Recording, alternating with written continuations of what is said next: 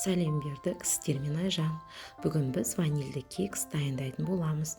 Бір жасағаннан өте дәмді шығады. Алдымен сары майымызды миксермен араластырып аламыз. Содан кейін үстіне қантымызды қосып араластырамыз.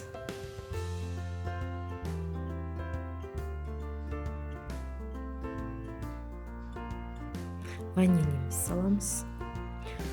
Тұзымызды саламыз. Разрыхительді салып, барлығын жақсылап араластырамыз. Жұмыртқамызды аз-аздан құйып араластырамыз. Сүтімізді құямыз. Жақсылап араластырып аламыз. Ұнымызды аз-аздан салып араластырамыз. Ұнды міндетті түрде ситадан өткізіп аламыз. Сонда жақсы көтерілетін болады.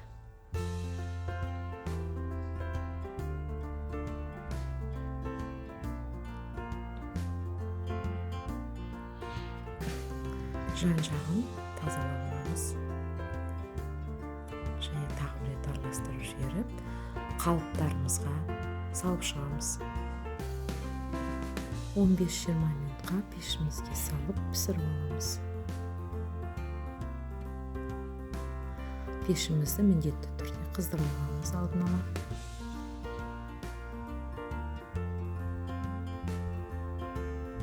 Оның осындай дәмі керемет.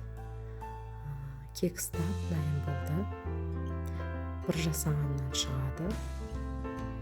Астарыңыз дәмді болсын.